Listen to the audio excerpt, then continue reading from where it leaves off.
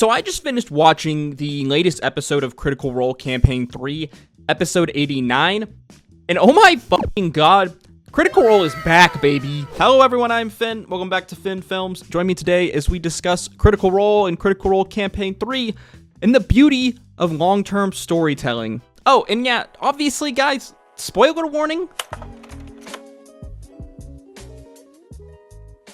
So if you've watched like any of my videos at all over the last few years, you'd know that I am a massive Dungeons & Dragons fan and a massive Critical Role fan. I've been following these guys since day one of the Geek and Sundry days, and to see how far the story of Critical Role has come, the story of Matt Mercer's fantasy world of Exandria, it's just long-term storytelling at its finest. That's really one of my favorite things about D&D, its ability to tell long-term stories. It's not really something that we see as often in media anymore. Maybe that's just people's Zoomers brain, TikTok, what have you, but really, it just takes a lot of time to tell a long-term story. Like, really, the only places that you will consistently be able to find long-term storytelling, good long-term storytelling, is in, like, long-running book series or television series that span, like, you know, many episodes, or actually in professional wrestling of all things. So for some context here, the story of Critical Role Campaign 3 has largely revolved around the ominous red moon of Ruidus, a moon that is revealed in Campaign 3 to be a prison for a powerful god-killing, god-eating entity known as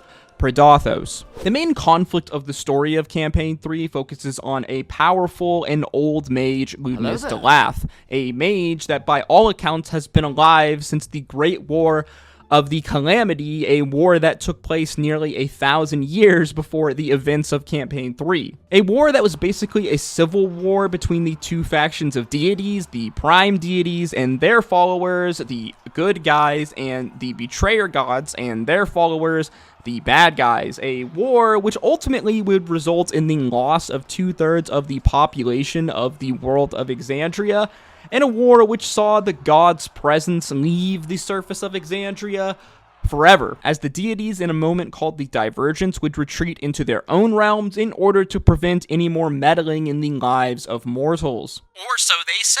Ludinus, though, believes that these gods are tyrants, ruthless dictators who control the lives of mortals through these ideas of fate. He believes the gods are terrified of their own creation, the mortals, and that they actively seek to prevent them from seeking their highest heights. As such, his plan is to release Predathos from its prison and unleash it upon the gods. You following me so far? So overall, this seems pretty cut and dry, pretty black and white on who is in the wrong and who is in the right.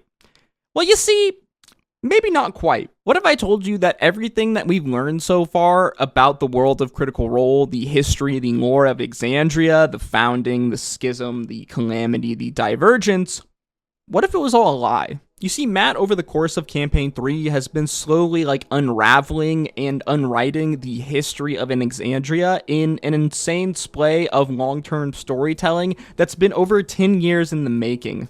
Let me explain. You see, Ludinus, in a monologue from Campaign 3, episode 51, says this: "The greatest lie ever told is that we need them. We are their gardens, their cattle. They created us to feed them with our faith, our hopes, our souls, lapping up their fables, giving them form, purpose, control. They did not give us this world. They took it from the Titans, slew them in their homes, and tilled its soil to harvest us for all eternity. But we, their special children, we surpassed our masters. We questioned their games. We found our own will, our own power, our own drive to create that eclipsed their own. We unraveled their weave and killed one of them, became one of them. Then they feared us. The calamity was not a tragedy. It was a punishment. Their war amounted to little more than a contest, and we all suffered for our excellence, a genocidal admonishment for following our own will. They still fear us, hiding behind their gate, reaping our dreams as they deceive us into ceding our own agency to their whims and squabbles. They should be afraid. You," referring to FCG, "you are not given life by any god, but by the hands of mortal creators like us. We are the new source of life, of creation. Stain my legacy all you wish. I have worked selflessly for 1,000 years to find the means of shattering these chains of fate and oppression. Let me be your villain if it means liberation for all and forever. Born in you chosen Ruidus born, seeds of Predathos' power, the burgeoning scions, to now break those bonds. You all have gathered here for your true purpose. Everything scales in the universe, even ecosystems. Tonight, we unleash the natural predator of the gods. Tonight, the children inherit the world. Now, I'm just gonna say it, man. My dude Ludinus kind of makes a point here. Two major themes here in Critical Role Campaign 3, really Critical Role in general, has been the grayness of morality and the nature of the gods. Two things that kind of in many ways go hand in hand. According to the Critical Role lore, information that we've learned from within the Critical Role universe, the gods came to Exandria and brought order to a world of chaos. They did so by destroying and imprisoning the great elemental titans, chaotic beings of nature.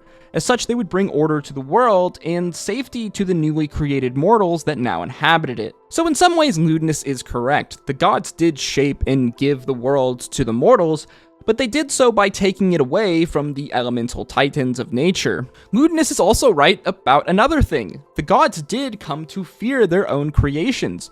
As mortals continue to live, they continue to push the boundaries on what was considered possible. One such of these people was a powerful mage who lived on the floating city of Avalier during the Age of Arcanum. She would change everything by ascending to godhood, destroying the previous god of death and taking their place as the Raven Queen. The Raven Queen's ascension from mortal to godhood throws like everything that was known about the gods like straight out the window. While yes, the gods are extremely powerful entities, they are really not much different from their own creations, aside from, the vast power. We know that the ascension of the Raven Queen struck fear into many of the deities, both prime deities and betrayer gods alike. In a scene from Exandria Unlimited Calamity, we see Asmodeus, played by Brendan Lee Mulligan, anger at recalling the ascension of the Raven Queen.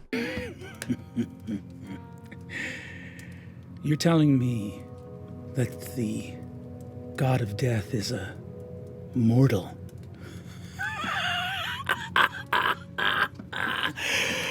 I hate to say I told you so! Well, I cannot wait to meet this matron of ravens. To think, if they just listened to us and not given magic to them, my sibling whose name I can no longer remember might still be here. Ironically, though, the ascension of the Raven Queen was seemingly the catalyst that would begin the world-breaking war of the Calamity, as other mages would clamber to try to follow in the Raven Queen's footsteps. One such of these mages was an archmage named Vespin Chloras, who would attempt to do the same, but in his hubris, he would set in motion the events that would see the release of the Betrayer Gods, the Calamity, and ultimately the deaths of 2/3 of the population of Exandria. Ludinus again then points out the similarities between mortals and gods, using FCG, Fresh Cut Glass, played by Sam Riegel, as an example, as he says that mortals are now the givers of life. Sentient automatons like FCG are an example of something that was not given life by the gods themselves, but by mortals. To Ludinus, the gods represent these chains of oppressions, shackles of fate that are meant to keep the mortals in check, meant to keep them from reaching their limitless potential, meant to keep them from becoming gods, from challenging their power, and it really makes you wonder, what if he's not entirely wrong here? We see this grayness of morality play out through a smaller scale, through the relationship between Laura Bailey's character Imogen and her mother, a powerful Ruidus-born who had been working with Ludinus to ultimately release Predathos. In our most recent episodes of Campaign 3, we finally see the Party Bells Hell's journey to the Red Moon of Ruidus, where to their surprise, they find a civilization filled with people. Though they are different in appearance, they are people quite similar to those on Exandria, which in my mind makes sense because my theory is that Ruidian people were once just the mini races of Exandria who were taken in the construction of Predathos' prison, but after thousands of years being near Predathos, they have been warped and changed. Yet despite that, they are still people.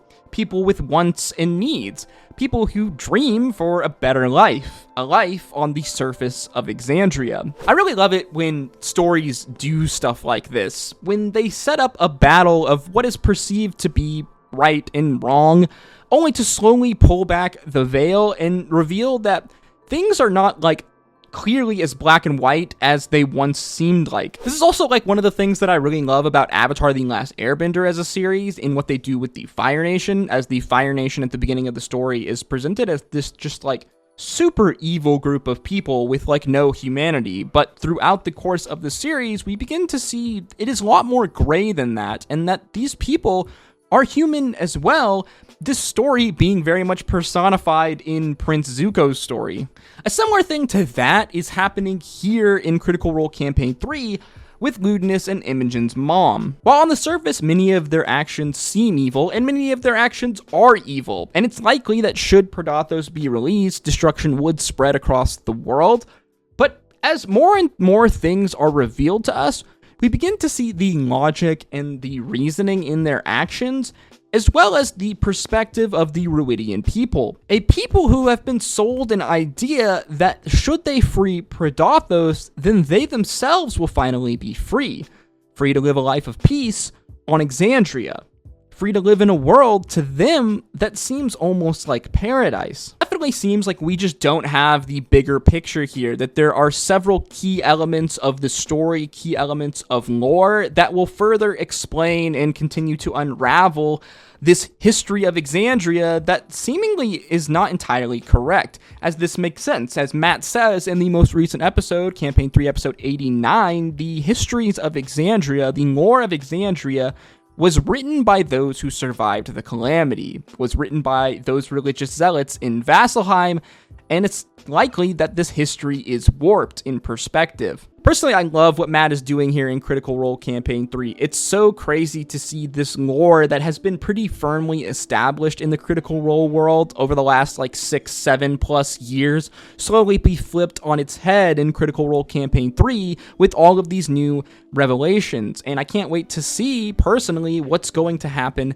in the future. The only thing I can hope is that we continue to get more crazy reveals and crazy lore. Man, I want another Calamity episode so bad, guys. I just want it so bad. Knowing Matt Mercer, though, it's basically impossible to predict the story of Critical Role Campaign 3. There's still so much we just don't know, so many key pieces of information that are just not there.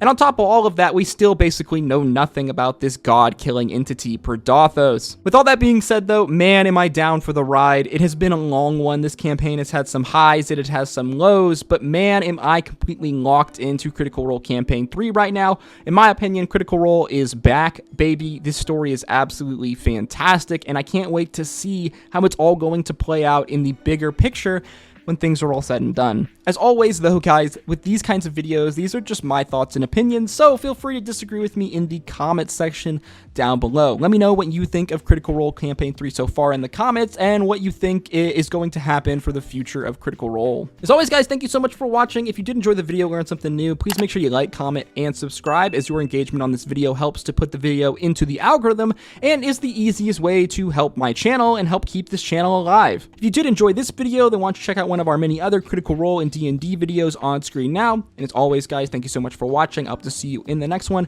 Drink your water, hug your mother. Until next time, peace, love, adu.